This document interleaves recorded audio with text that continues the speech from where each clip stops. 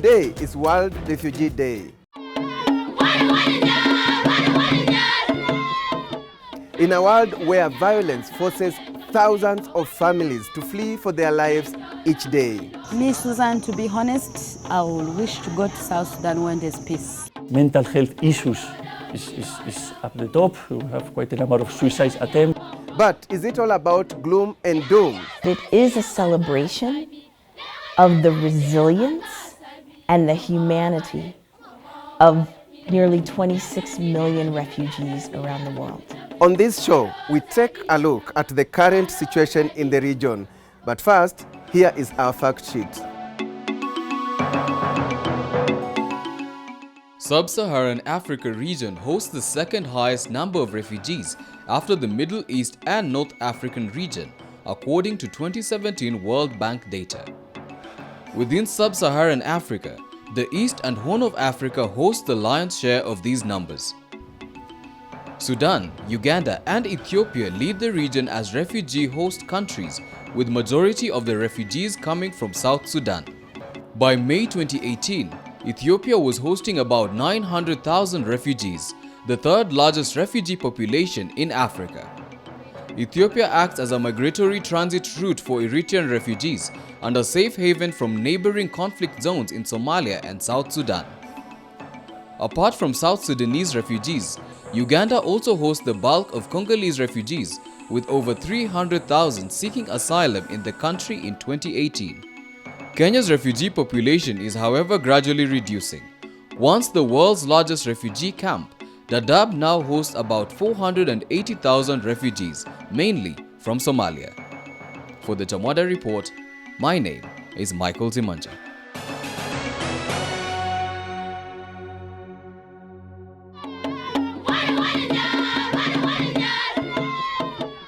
World Refugee Day, observed June 20th each year, is dedicated to raising awareness of the situation of refugees throughout the world.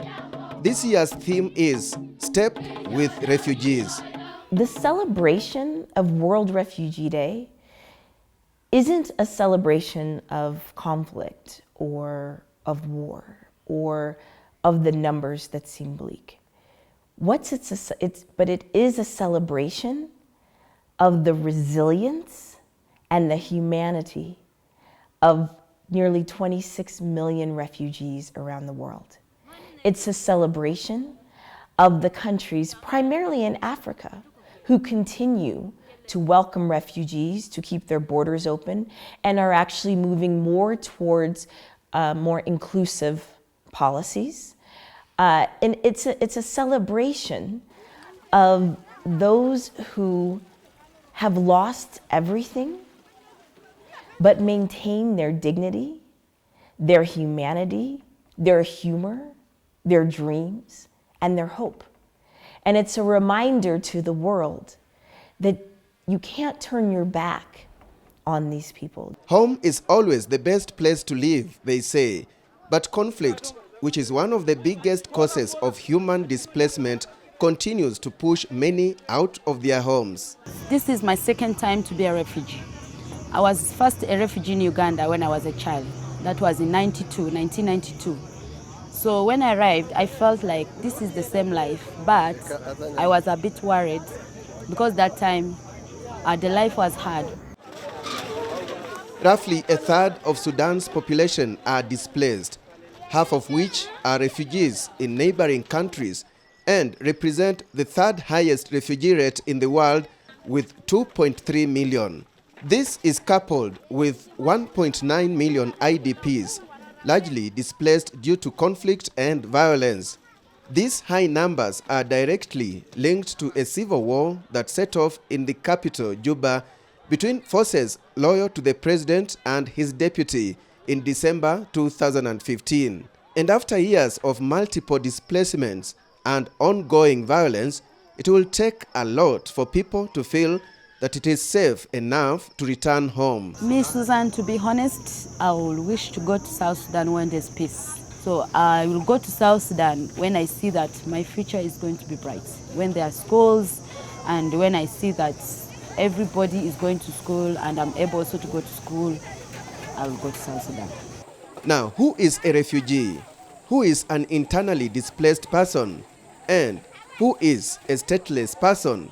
A refugee is anyone who's been forced to flee based on war, persecution, or conflict. And this was established in the 1951 Geneva Convention.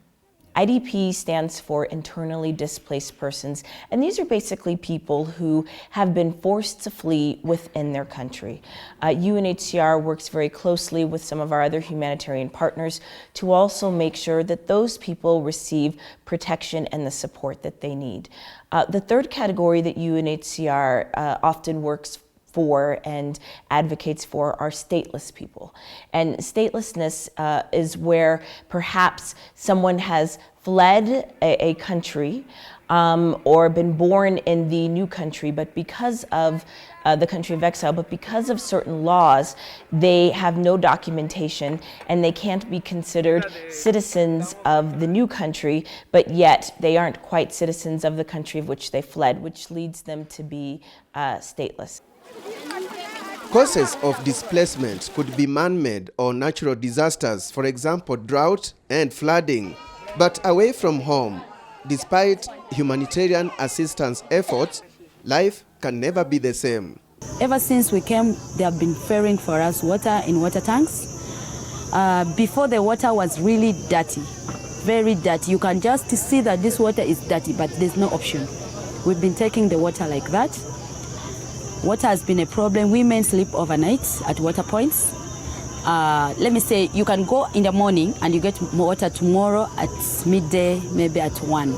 Living conditions in camps expose the inhabitants to health risks. And yes, according to Médecins Sans Frontières, or Doctors Without Borders, an international humanitarian organization best known for its health projects in conflict zones, health-related challenges in refugee camps are many. In some of those camps where working people has been refugee for or displaced for 4 or 5 years, mental health issues is at the top. We have quite a number of suicide attempts. In some of these collective groups, the issue of malnutrition is coming up. They don't have access to food, so malnutrition rates in some of the displacement or refugee camps are very high. Doctors Without Borders say, with the exception of the Dadaab refugee camp in Kenya, where predominantly Somali refugees have been gradually repatriated since late 2014, nearly all its mental health programs in the East and Horn of Africa have seen a significant increase of patients. The main achievement for MSF has been over the last years to set up medical centers to provide health care to those displaced population that some areas are conflict situation, not easy access. We have able to provide hospitalization services, OTs, we're providing OPD services, we're able to provide vaccination campaign, reactive, and we were able to provide CTCs when there were cholera outbreaks. So I think, and MSF was not alone. I think it's important to mention that in collaboration with quite a number of other actors, we were able to minimize the suffering of those populations that was affecting from a displacement. So what exactly is the current situation of displacement on the continent at large? And are the numbers increasing or decreasing? We just came out with our annual Global Trends report, and there has not been a significant rise in refugees in East Africa. There has been a significant rise of refugees, 13.7% in West Africa because of continuing instability in Burkina Faso, in areas dealing with Boko Haram in Nigeria. However, the numbers of refugees in West Africa to start with were much smaller than East Africa. This is a region that historically has one of the largest populations of displacement in the world. Refugees, IDPs, and as well as stateless people. What you do find in this region are long protracted situations. So 2 of the 5 largest refugee populations are in this region. South Sudan has 2.3 million people who are refugees, and almost 1.9 million who are IDPs. Somalia has nearly 1 million refugees that are based in this region, and they represent the third and fifth largest refugee populations in the world.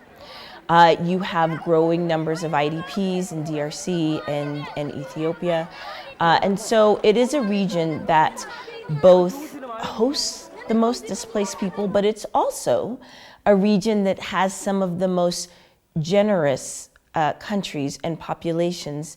Observers say for a refugee, the best solution is a peaceful home to go to, but until that time, it is important that refugees who are in exile for decades are able to go to school, are able to build skills, and they are able to contribute to the economies of where they are. But when it comes to repatriation, the willingness of the refugees to go back is important. And what we have seen in the region so far, there is several factors pushing people to go back when those conditions are not met. So I think this day is important to remember that conditions need to be met and the will of the displaced population respected. And as the world marks the World Refugee Day, discourse is extended to the broader subject of migration. When we talk about refugees, there's already a political determination and there's a convention. But many people, in fact, when they run away, they don't have that status immediately. Everyone else is classified as a migrant until you have your status determined politically and judicially, depending on your claim. Right? You can be an asylum seeker. You can be, for now, temporary migrant here, but at some point you might decide you want to proceed or claim another status because of situation change. So for us, it's actually a joint effort. In many countries, IOM and UNHCR work together. Even here in Kenya, we work together in Kakuma, in Dadaab. We say we work together because as international agencies, we are bound. We have the responsibility to protect, and we have to do it together, not separating, even though we say, okay, this has a clear function under the Refugee Convention, then that's their work. But everyone else not covered by the Refugee Convention, and where we are present, not necessarily by convention. You know, when people move, they don't think about conventions. They think about to be safe. And for IOM, we have more field offices than number of member states because of the operational requirements.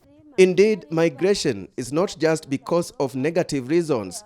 It could be because of work, study, or other positive socio-economic reasons. And maybe somebody else a family member found a better working condition in another city or another country, and obviously if you have a family, you want to be together. So you have family reunification as well. On that note, we take a short break. When we return, a journalist's first-hand experience in refugee camps and why emergency communication is important. 3 times I've almost lost my life. I was forced to flee under a hail of bullets.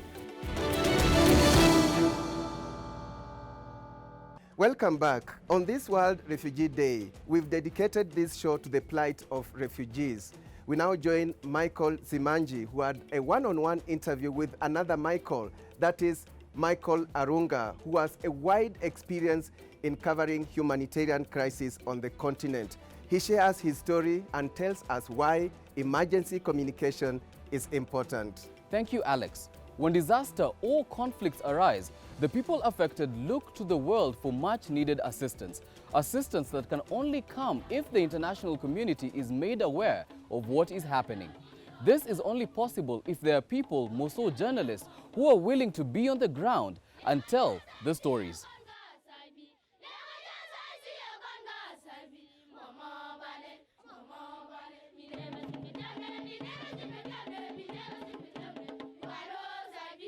Michael Arunga is one such journalist who has experienced firsthand what refugees go through. I've lived in the UN compound, in a tent with IDPs, among IDPs. No latrines, no water, no food. So these are the kind of things that the international community needs to have humanness to be able to support, and there's need to be able to pay attention. Michael, who also doubles up as an emergency communications specialist, has served in every major African conflict since 2006, including Niger, Somalia, DRC, and recently South Sudan. There are lots of places that I've visited that are extremely tense. Conflict, almost lost my life. 3 times I've almost lost my life. As I've mentioned, in Darfur, in Goma, our office was next to military barracks, and then the rebels struck the town at midday. I was forced to flee under a hail of bullets. Darfur is not an easy place to work in. So given that context, Janjaweed, different cultures, different religions, there are no churches. So I found it very, very challenging. What happens is that when there is a crisis, the media captures this. We have individuals who are keen to support, but then you need to be able to profile that crisis, paint a picture of what is happening on the ground to donors who are out there. Sometimes they are not in the know. So the work of an emergency communicator is to be able to get onto the ground and capture that, paint a scenario of what are the needs that are required, position them. I capture images, I capture stories, share them out there for donors to be able to start to pay attention to the crisis.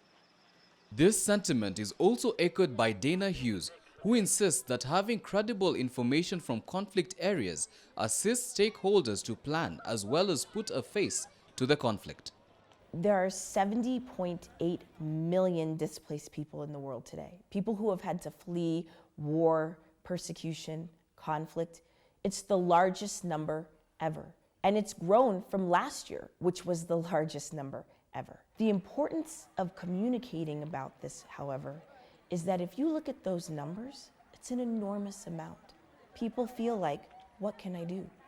When you're talking about 70 million, hundreds of thousands, but when you're able to show who these people are, to show that 5-year-old who has had to flee and does not have parents with them, to show the woman who was forced to flee after seeing her husband killed and now doesn't know what she's going to do, to show the young man who has so much potential and was a star scholar in his home country, but now has come to save his life, but doesn't have the same opportunities and is wondering what that means to be in limbo. That's when people feel like they can act. That's when donors feel like we can go to our constituents and say, it's not about helping the millions or the hundreds of thousands. It's about helping this woman who could be your sister or your mother or your daughter or this child. It's important that the international community pays attention. Sometimes you're putting resources in the wrong places, and we have people who are vulnerable, people who are poor, people who can't take care of themselves, and they have no control over the war. They just find themselves in circumstances. So it's important that through communications that the international community is made aware of what's happening on the ground. And if we don't support these individuals, then they die. That is where it's so important to be able to for journalists to come and for others who can come and help get that story out there. We celebrated with South Sudan. The world did come together. The world again needs to come together at this point in time to save the world's newest nation. And that is Michael Arunga's experience in covering conflict regions in Africa. Back to you, Alex. Thank you, Michael. And speaking of journalists on the ground, we now join Sharon Momanyi from our broadcasting partner, KTN News. She is in Kakuma refugee camp, and this is what she found in the camp. This is Kakuma 3, one of the 4 camps that the Kakuma refugee camp is organized into. There are more than 185,000 refugees who find home in this camp. Refugees who are from up to 19 countries, but mostly from 3. That is the Democratic Republic of Congo, South Sudan, and Somalia. The refugees mostly came here fleeing civil conflicts from this countries and therefore the ensuing insecurity in their home countries. The camp was set up in 1991 and is under the administration of the Kenyan Department of Refugee Affairs in partnership with the United Nations High Commission for Refugees. I was actually with 3 girls when the war started in Blue Nile. I was with those girls. We were in this boarding school like this. Then when the war started, it started in the city very far, but it also reached us. At that time, the people that are running, also we ran. I just found myself with those girls, the 2 girls. I called my wife plus the children. I decided to her, say that 25, we cannot use that money all for no reason. I gave her 10. I told her that to go buy mesh and come and prepare for that making wash stuff. And that this is 10,000, it will give you profit. According to the World Bank study, just the presence of refugees have brought 3% increase in the economic development in this place for years. And just imagine, you are in an environment where it is not one of the most blessed one in Kenya. We have scarcity of water, we have no electricity, and we have a high illiteracy rate to a certain extent. And maybe you might not have all the skills that you demand, you need for a market economy. So in this kind of environment, so how are we gonna make sure that the economy will grow? Economy yet grew despite all these challenges, 3% a year. So we need to look at the story behind that.